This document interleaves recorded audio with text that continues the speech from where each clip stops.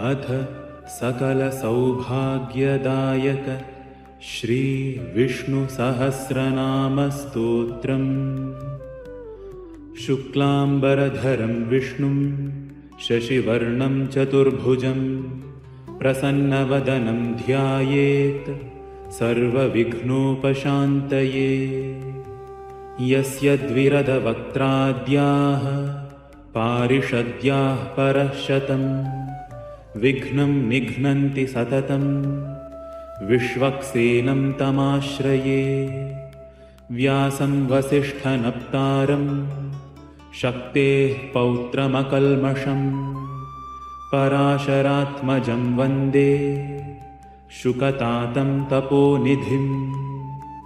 व्यासाय विष्णुरूपाय व्यासरूपाय विष्णवे नमो वै ब्रह्मनिधये वासिष्ठाय नमो नमः। अविकाराय शुद्धाय नित्याय परमात्मने सदैकरूपरूपाय विष्णवे सर्वजिष्णवे। यस्य स्मरणमात्रेण जन्मसंसारबन्धनात् विमुच्यते नमस्तस्मै विष्णवे प्रभविष्णवे। ॐ नमो विष्णवे प्रभविष्णवे। श्रीवैशम्पायन उवाच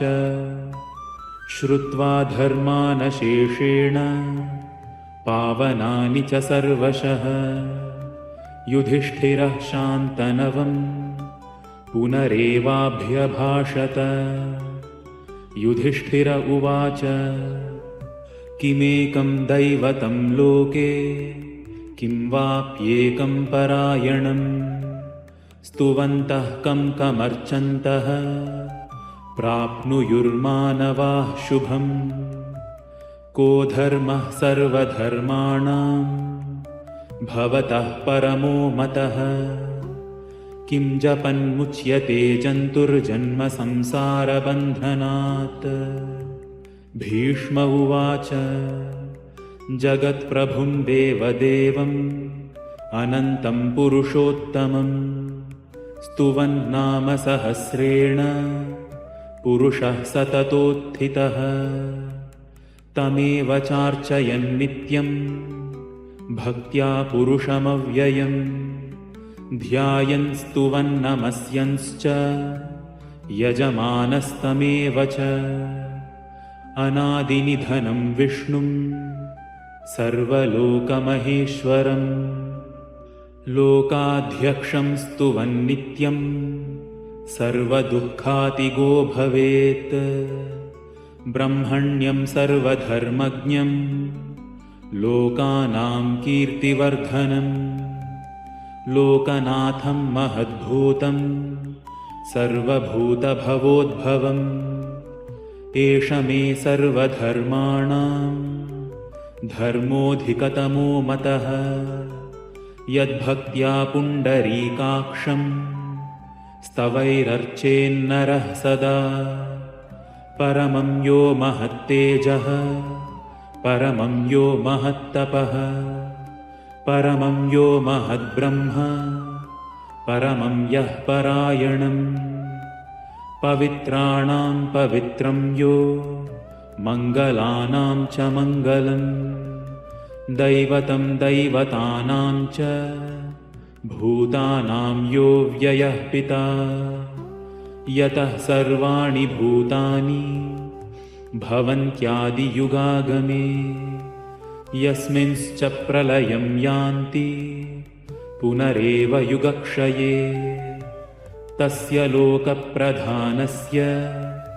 जगन्नाथस्य भूपते विष्णोर्नाम सहस्रं मे शृणु पापभयापहम्। यानि नामानि गौणानि विख्यातानि महात्मनः ऋषिभिः परिगीतानि तानि वक्ष्यामि भूतये। ऋषिर्नाम्नां सहस्रस्य वेदव्यासो महामुनिः छन्दोनुष्टुप् तथा देवो भगवान् देवकीसुतः अमृतांशूद्भवो बीजं शक्तिर्देवकीनन्दनः त्रिसामा हृदयं तस्य शान्त्यर्थे विनियुज्यते विष्णुं जिष्णुं महाविष्णुं प्रभविष्णुं महेश्वरम् अनेकरूपदैत्यान्तं नमामि पुरुषोत्तमम् अथ पूर्वन्यासः श्रीवेदव्यास उवाच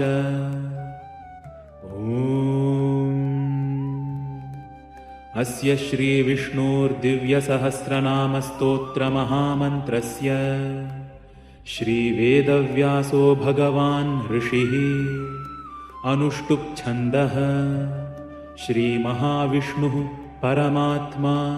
श्रीमन्नारायणो देवता अमृतांशूद्भवो भानुरिति बीजं देवकीनन्दनः स्रष्टेति शक्तिः उद्भवः क्षोभणो देव इति परमो मन्त्रः शङ्खभृन्नन्दकी चक्रीति कीलकम् शार्ङ्गधन्वा गदाधर इत्यस्त्रम् रथाङ्गपाणिरक्षोभ्य इति नेत्रम् त्रिसामा सामगः सामेति कवचम्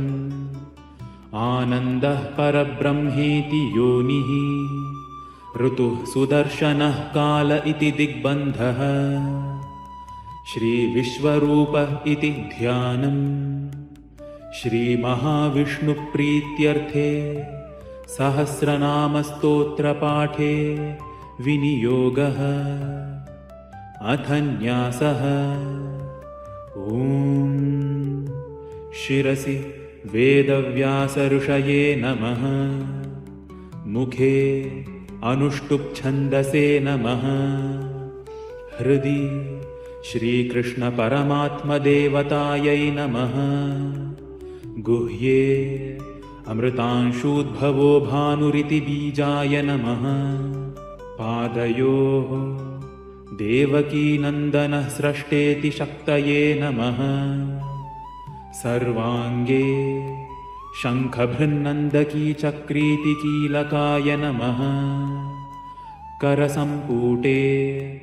मम श्रीकृष्णप्रीत्यर्थे जपे विनियोगाय नमः इति ऋषयादिन्यासः अथ करन्यासः विश्वं विष्णुर्वषट्कार इति अङ्गुष्ठाभ्यां नमः अमृतांशूद्भवो भानुरिति तर्जनीभ्यां नमः ब्रह्मण्यो ब्रह्मकृद्ब्रह्मेति मध्यमाभ्यां नमः सुवर्णबिन्दुरक्षोभ्य इति अनामिकाभ्यां नमः निमिषो निमिषः स्रग्वीति कनिष्ठिकाभ्यां नमः रथाङ्गपाणिरक्षोभ्य इति करतलकरपृष्ठाभ्यां नमः इति करन्यासः अथ षडङ्गन्यासः विश्वं विष्णुर्वषट्कार इति हृदयाय नमः अमृतांशूद्भवो भानुरिति शिरसे स्वाहा ब्रह्मण्यो ब्रह्मकृद्ब्रह्मेति शिखायै वषट् सुवर्णबिन्दुरक्षोभ्य इति कवचाय हुं निमिषो निमिषः स्रग्वीति नेत्रत्रयाय वौषट् रथाङ्गपाणिरक्षोभ्य इति अस्त्राय फट् इति षडङ्गन्यासः श्रीकृष्णप्रीत्यर्थे विष्णोर्दिव्यसहस्रनामजपमहं करिष्ये इति सङ्कल्पः अथ ध्यानम् क्षीरोदन्वत्प्रदेशे शुचिमणिविलसत्सैकतेर्मौक्तिकानां मालाक्लृप्तासनस्थः स्फटिकमणिनिभैर्मौक्तिकैर्मण्डिताङ्गः शुभ्रैरभ्रैरदभ्रैरुपरि विरचितैर्मुक्तपीयूषवर्षैः आनन्दी नः पुनीयादरिनलिनगदा शङ्खपाणिर्मुकुन्दः भूः पादौ यस्य नाभिः वियदसुरनिलश्चन्द्रसूर्यौ च नेत्रे कर्णावाशाः शिरोद्यौः मुखमपि दहनो यस्य वास्तेयमब्धिः अन्तःस्थं यस्य विश्वं सुरनरखगो भोगिगन्धर्वदैत्यैः चित्रं रम्यते तं त्रिभुवनवपुषं विष्णुमीशं नमामि। ॐ शान्ताकारं भुजगशयनं पद्मनाभं सुरेशं विश्वाधारं गगनसदृशं मेघवर्णं शुभाङ्गं लक्ष्मीकान्तं कमलनयनं योगिभिर्ध्यानगम्यं वन्दे विष्णुं भवभयहरं सर्वलोकैकनाथं मेघश्यामं पीतकौशेयवासं श्रीवत्साङ्कं कौस्तुभोद्भासिताङ्गं पुण्योपेतं पुण्डरीकायताक्षं विष्णुं वन्दे सर्वलोकैकनाथम् नमः समस्तभूतानाम् आदिभूताय भूभृते अनेकरूपरूपाय विष्णवे प्रभविष्णवे सशङ्खचक्रं सकिरीटकुण्डलं सपीतवस्त्रं सरसीरुहेक्षणं सहारवक्षस्थलशोभिकौस्तुभं नमामि विष्णुं शिरसा चतुर्भुजम् छायायां पारिजातस्य हेमसिंहासनोपरि आसीनमम्बुदश्यामम् आयताक्षमलङ्कृतं चन्द्राननं चतुर्बाहुं श्रीवत्साङ्कितवक्षसं रुक्मिणी सत्यभामाभ्यां सहितं कृष्णमाश्रये।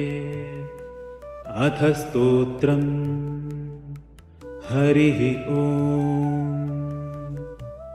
विश्वं विष्णुर्वषट्कारो भूतभव्यभवत्प्रभुः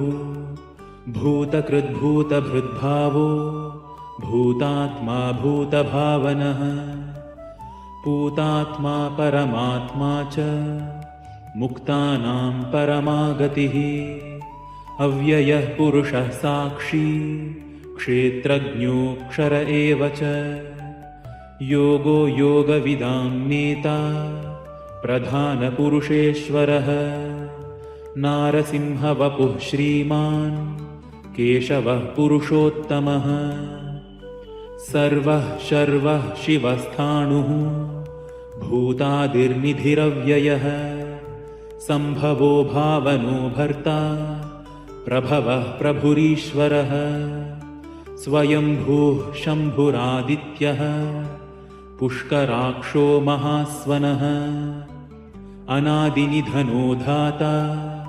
विधाता धातुरुत्तमः अप्रमेयो हृषीकेशः पद्मनाभोऽमरप्रभुः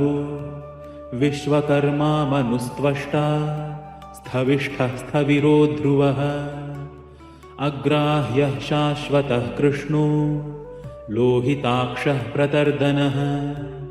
प्रभूतस्त्रिककुब्धाम पवित्रं मङ्गलं परम् ईशानः प्राणदः प्राणो ज्येष्ठः श्रेष्ठः प्रजापतिः हिरण्यगर्भो भूगर्भो माधवो मधुसूदनः ईश्वरो विक्रमी धन्वी मेधावी विक्रमः क्रमः अनुत्तमो दुराधर्षः कृतज्ञः कृतिरात्मवान् सुरेशः शरणं शर्म विश्वरेताः प्रजाभवः अहः संवत्सरो व्यालः प्रत्ययः सर्वदर्शनः अजः सर्वेश्वरः सिद्धः सिद्धिः सर्वादिरच्युतः वृषा कपिरमेयात्मा सर्वयोगविनिःसृतः वसुर्वसुमनाः सत्यः समात्मा सम्मितः समः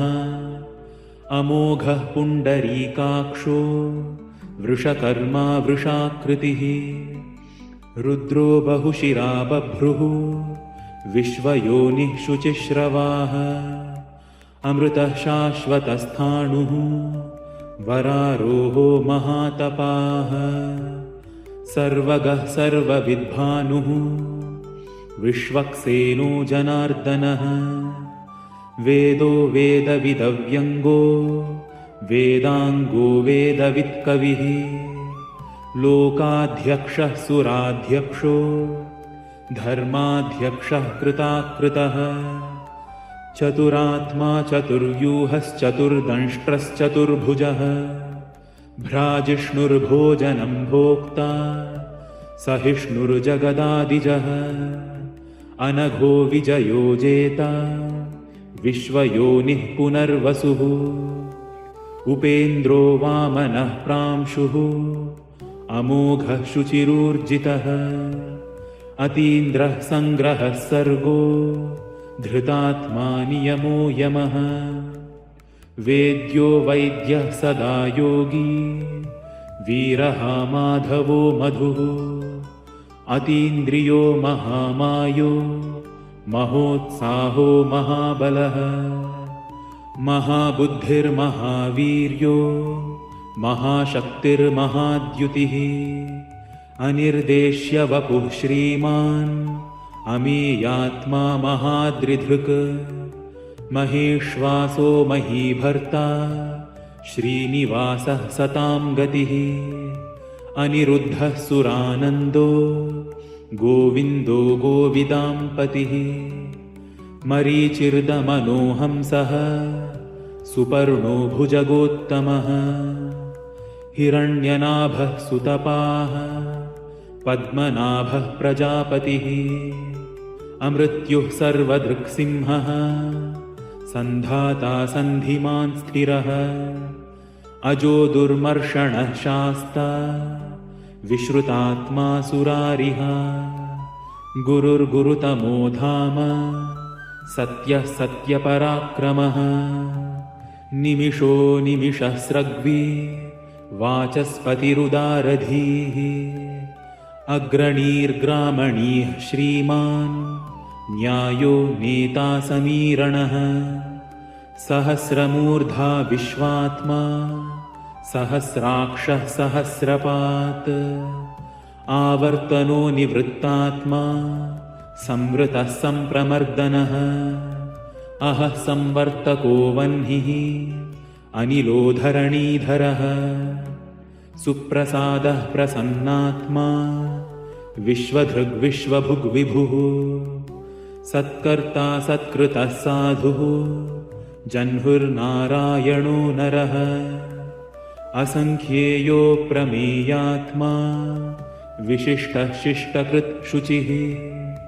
सिद्धार्थः सिद्धसङ्कल्पः सिद्धिदः सिद्धिसाधनः वृषा हि वृषभो विष्णुः वृषपर्वा वृषोदरः वर्धनो वर्धमानश्च विविक्तः श्रुतिसागरः सुभुजो दुर्धरो वाग्मी महेन्द्रो वसुदो वसुः नैकरूपो बृहद्रूपः शिपिविष्टः प्रकाशनः ओजस्तेजोद्युतिधरः प्रकाशात्मा प्रतापनः ऋद्धस्पष्टाक्षरो मन्त्रः चन्द्रांशुर्भास्करद्युतिः अमृतांशूद्भवो भानुः शशबिन्दुः सुरेश्वरः औषधं जगतः सेतुः सत्यधर्मपराक्रमः भूतभव्यभवन्नाथः पवनः पावनो नलः कामः कामकृत्कान्तः कामः कामप्रदः प्रभुः युगादिकृद्युगावर्तो नैकमायो महाशनः अदृश्यो व्यक्तरूपश्च सहस्रजिदनन्तजित् इष्टो विशिष्टः शिष्टेष्टः शिखण्डी नहुषो वृषः क्रोधः क्रोधकृत्कर्ता विश्वबाहुर्महीधरः अच्युतः प्रथितः प्राणः प्राणदो वासवानुजः अपां निधिरधिष्ठानम् अप्रमत्तः प्रतिष्ठितः स्कन्दस्कन्दधरो धुर्यो वरदो वायुवाहनः वासुदेवो बृहद्भानुः आदिदेवः पुरन्दरः अशोकस्तारणस्तारः शूरः शौरिर्जनेश्वरः अनुकूलः शतावर्तः पद्मी पद्मनिभेक्षणः पद्मनाभोरविन्दाक्षः पद्मगर्भः शरीरभृत् महर्धिर्रुद्धो वृद्धात्मा महाक्षो गरुडध्वजः अतुलः शरभो भीमः समयज्ञो हविर्हरिः सर्वलक्षणलक्षण्यो लक्ष्मीवान् समितिञ्जयः विक्षरो रोहितो मार्गो हेतुर्दामोदरः सहः महीधरो महाभागो वेगवानमिताशनः उद्भवः क्षोभणो देवः श्रीगर्भः परमेश्वरः करणं कारणं कर्ता विकर्ता गहनो गुहः व्यवसायो व्यवस्थानः संस्थानस्थानदो ध्रुवः परर्धिः परमस्पष्टः तुष्टः पुष्टः शुभेक्षणः रामो विरामो विरजो मार्गो नीयो नयो नयः वीरः शक्तिमतां श्रेष्ठो धर्मो धर्मविदुत्तमः वैकुण्ठः पुरुषः प्राणः प्राणदः प्रणवः पृथुः हिरण्यगर्भः शत्रुघ्नो व्याप्तो वायुरधोक्षजः ऋतुः सुदर्शनः कालः परमेष्ठी परिग्रहः उग्रः संवत्सरो दक्षो विश्रामो विश्वदक्षिणः विस्तारस्थावरस्थाणुः प्रमाणं बीजमव्ययम् अर्थोऽनर्थो महाकोशो महाभोगो महाघनः अनिर्विण्णः स्थविष्ठो भूर्धर्मयूपो महामखः नक्षत्रनेमिर्नक्षत्री क्षमः क्षामः समीहनः यज्ञ इज्यो महेज्यश्च क्रतुः सत्रं सतां गतिः सर्वदर्शी विमुक्तात्मा सर्वज्ञो ज्ञानमुत्तमम् सुव्रतः सुमुखः सूक्ष्मः सुघोषः सुखदः सुहृत् मनोहरोजितक्रोधो वीरबाहुर्विदारणः स्वापनः स्ववशो व्यापी नैकात्मा नैककर्मकृत् वत्सरो वत्सलो वत्सी रत्नगर्भो धनेश्वरः धर्मगुब्धर्मकृद्धर्मी सदसत्क्षरमक्षरम् अविज्ञाता सहस्रांशुः विधाता कृतलक्षणः गभस्तिनेमिः सत्त्वस्थः सिंहो भूतमहेश्वरः आदिदेवो महादेवो देवेशो देवभृद्गुरुः उत्तरो गोपतिर्गोप्ता ज्ञानगम्यः पुरातनः शरीरभूतभृद्भोक्ता कपीन्द्रो भूरि दक्षिणः सोमपोऽमृतपः सोमः पुरुजित्पुरुसत्तमः विनयोजयः सत्यसन्धो दशार्हः सात्वतां पतिः जीवो विनयिता साक्षी मुकुन्दो मितविक्रमः अम्भोनिधिरनन्तात्मा महोदधिशयोऽन्तकः अजो महार्हः स्वाभाव्यो जितामित्रः प्रमोदनः आनन्दो नन्दनो नन्दः सत्यधर्मात्रिविक्रमः महर्षिः कपिलाचार्यः कृतज्ञो मेदिनीपतिः त्रिपदस्त्रिदशाध्यक्षो महाशृङ्गः कृतान्तकृत् महावराहो गोविन्दः सुषेणः कनकाङ्गदी गुह्यो गभीरो गहनो गुप्तश्चक्रगदाधरः वेधास्वाङ्गोजितः कृष्णो दृढः सङ्कर्षणोच्युतः वरुणो वारुणो वृक्षः पुष्कराक्षो महामनाः भगवान् भगहानन्दी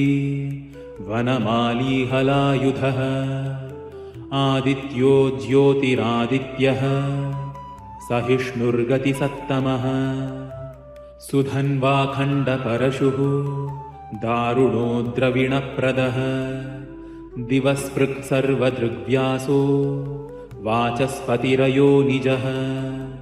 त्रिसामासामगः साम निर्वाणं भेषजम्भिषक् सन्न्यासकृत् शमः शान्तो निष्ठा शान्तिः परायणम् शुभाङ्गः शान्तिदः स्रष्टा कुमुदः कुवलेशयः गोहितो गोपतिर्गोप्ता वृषभाक्षो वृषप्रियः अनिर्वर्ती निवृत्तात्मा संक्षेप्ताक्षेमकृच्छिवः श्रीवत्सवक्षाः श्रीवासः श्रीपतिः श्रीमताम्बरः श्रीदः श्रीशः श्रीनिवासः श्रीनिधिः श्रीविभावनः श्रीधरः श्रीकरः श्रेयः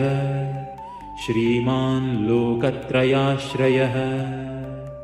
स्वक्षः स्वङ्गः शतानन्दो नन्दिर्ज्योतिर्गणेश्वरः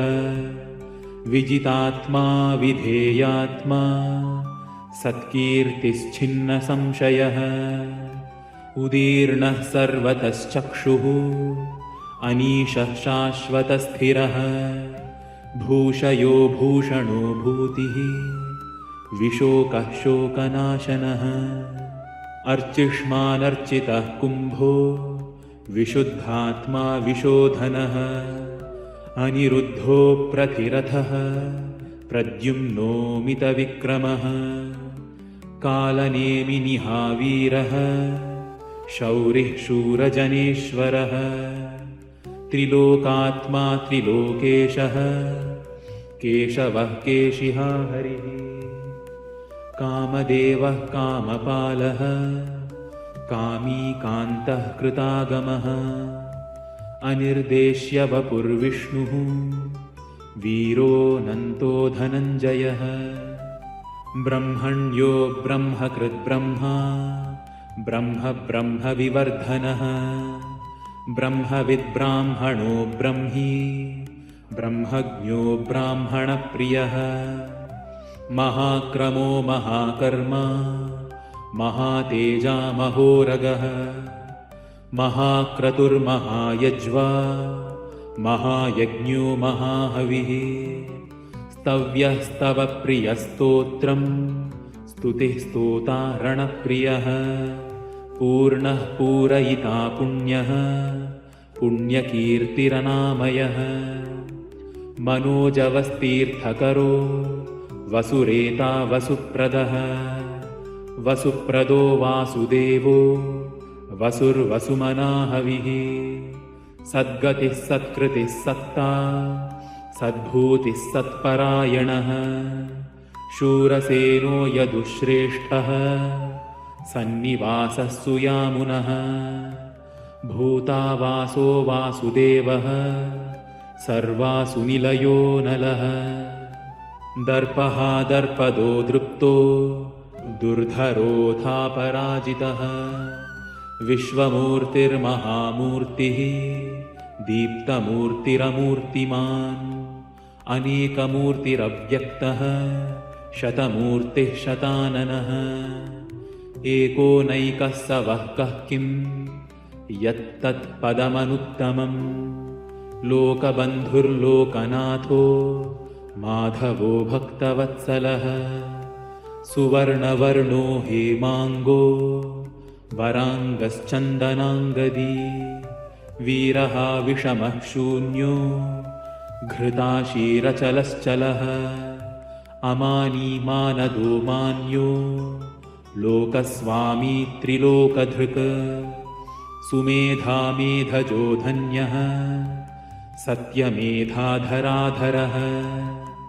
तेजो वृषोद्युतिधरः सर्वशस्त्रभृताम्बरः प्रग्रहो निग्रहो व्यग्रो नैकशृङ्गो गदाग्रजः चतुर्मूर्तिश्चतुर्बाहुः चतुर्व्यूहश्चतुर्गतिः चतुरात्मा चतुर्भावः चतुर्वेदविदेकपात् समावर्तो निवृत्तात्मा दुर्जयो दुरतिक्रमः दुर्लभो दुर्गमो दुर्गो दुरावासो दुरारिः शुभाङ्गो लोकसारङ्गः सुतन्तुस्तन्तुवर्धनः इन्द्रकर्मा महाकर्मा कृतकर्मा कृतागमः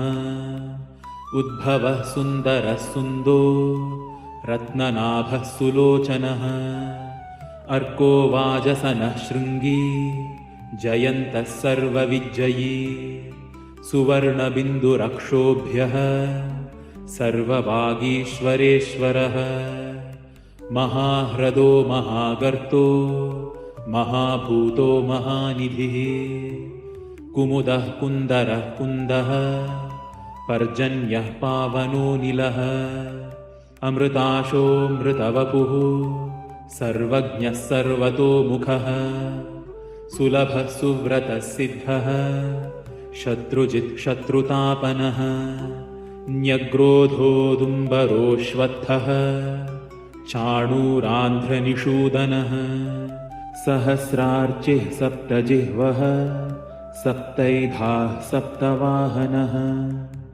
अमूर्तिरनघोचिन्त्यो भयकृद्भयनाशनः अणुर्बृहत्कृशस्थूलो गुणभृन्निर्गुणो महान् अधृतस्वधृतस्वास्यः प्राग्वंशो वंशवर्धनः भारभृत्कथितो योगी योगीशः सर्वकामदः आश्रमः श्रमणः क्षामः सुपर्णो वायुवाहनः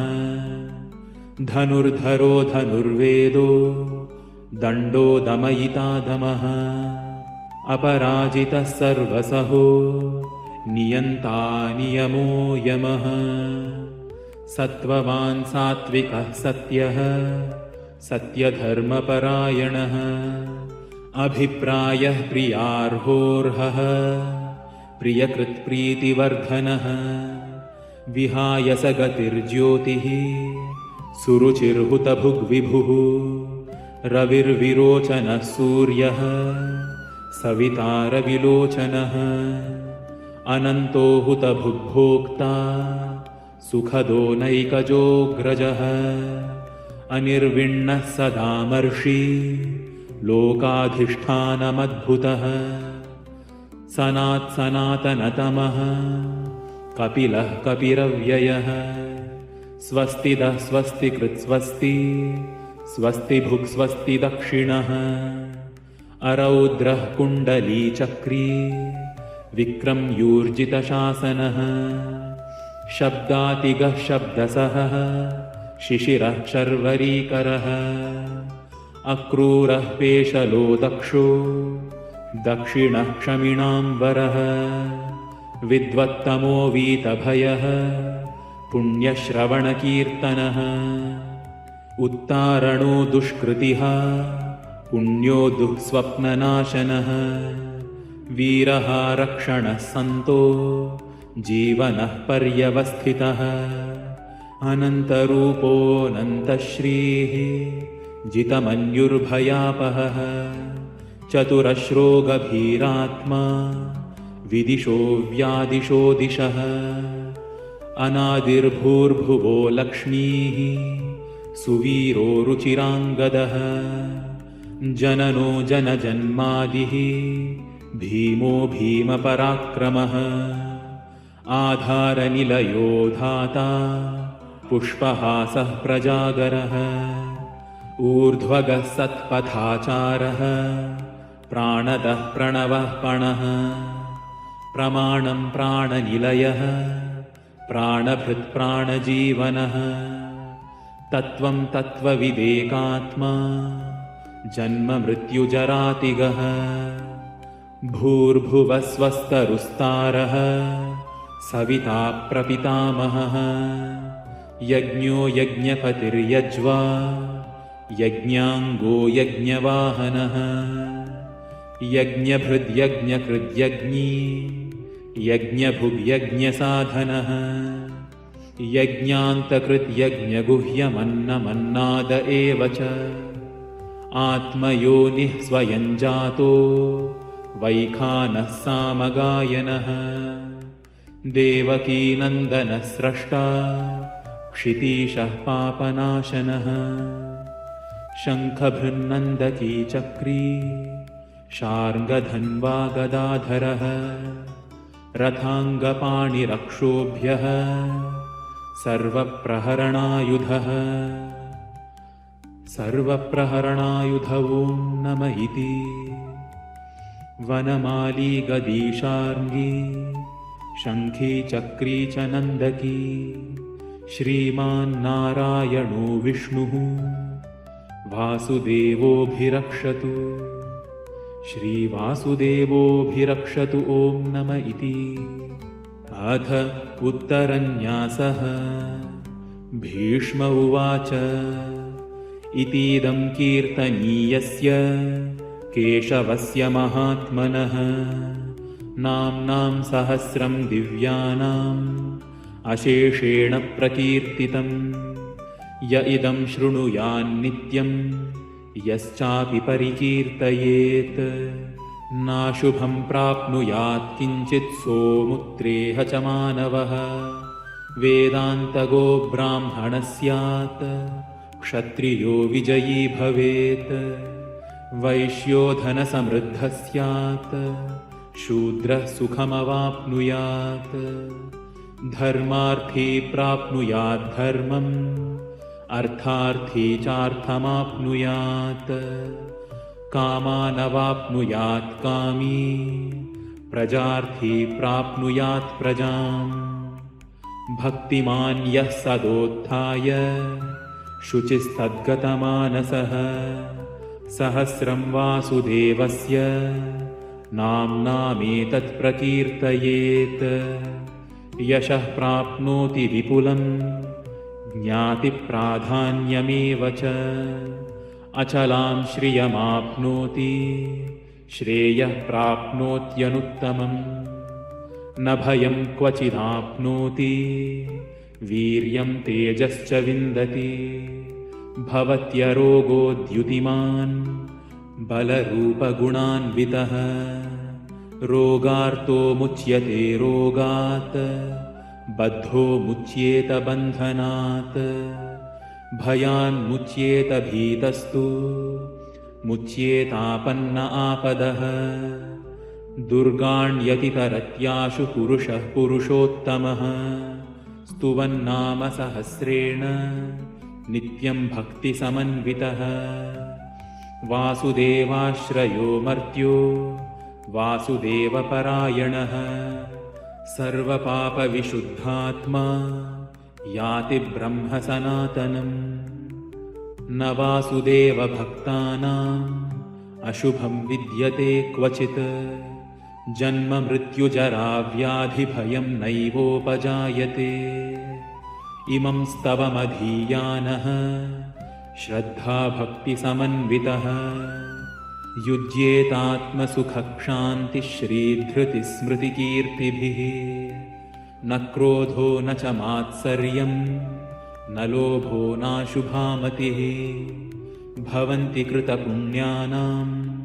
भक्तानां पुरुषोत्तमे द्यौः स चन्द्रार्कनक्षत्रा खं दिशो भूर्महोदधिः वासुदेवस्य वीर्येण विधृतानि महात्मनः ससुरासुरगन्धर्वं स यक्षोरगराक्षसं जगद्वशे वर्ततेदं कृष्णस्य सचराचरम् इन्द्रियाणि मनोबुद्धिः सत्त्वं तेजो बलं धृतिः वासुदेवात्मकान्याहुः क्षेत्रं क्षेत्रज्ञ एव च सर्वागमानामाचारः प्रथमं परिकल्प्यते आचारप्रभवो धर्मो धर्मस्य प्रभुरच्युतः ऋषयः पितरो देवा महाभूतानि धातवः जङ्गमाजङ्गमं चेदं जगन्नारायणोद्भवम् योगो ज्ञानं तथा साङ्ख्यं विद्या शिल्पादिकर्म च वेदाः शास्त्राणि विज्ञानमेतत्सर्वं जनार्दनात् एको विष्णुर्महद्भूतं पृथग्भूतान्यनेकशः त्रीन् लोकान् व्याप्य भूतात्मा भुङ्क्ते विश्वभुगव्ययः इमं स्तवं भगवतो विष्णोर्व्यासेन कीर्तितं पठेद्य इच्छेत् पुरुषः श्रेयः प्राप्तुं सुखानि च विश्वेश्वरमजं देवं जगतः प्रभुमव्ययम् भजन्ति ये पुष्कराक्षं न ते यान्ति पराभवम् न ते यान्ति पराभवम् ॐ नम इति। अर्जुन उवाच पद्मपत्रविशालाक्ष पद्मनाभसुरोत्तम भक्तानामनुरक्तानां त्राता भव जनार्दन। श्रीभगवानुवाच यो मां नाम सहस्रेण स्तोतुमिच्छति पाण्डव सोऽहमेकेन श्लोकेन स्तुत एव न संशयः स्तुत एव न संशय ॐ नम इति। व्यास उवाच वासनाद्वासुदेवस्य वासितं भुवनत्रयं सर्वभूतानि वासोऽसि वासुदेव नमोऽस्तु ते। श्रीवासुदेव नमोऽस्तु त ॐ नम इति। पार्वत्युवाच केनोपायेन लघुना विष्णोर्नाम सहस्रकं पठ्यते पण्डितैर्नित्यं श्रोतुमिच्छाम्यहं प्रभो। ईश्वर उवाच श्रीराम राम रामीति रमे रामे मनोरमे सहस्रनाम तत्तुल्यं राम नाम वरानने। श्रीराम नाम वरानन ॐ नम इति। ब्रह्मोवाच नमोऽस्त्वनन्ताय सहस्रमूर्तये सहस्रपादाक्षि शिरोरुबाहवे सहस्रनाम्ने पुरुषाय शाश्वते सहस्रकोटियुगधारिणे नमः। सहस्रकोटियुगधारिणे ॐ नम इति। ॐ तत्सत् इति श्रीमहाभारते शतसाहस्र्यां संहितायां वैयासिक्यामनुशासनिके पर्वणि भीष्मयुधिष्ठिरसंवादे श्रीविष्णोर्दिव्यसहस्रनामस्तोत्रम्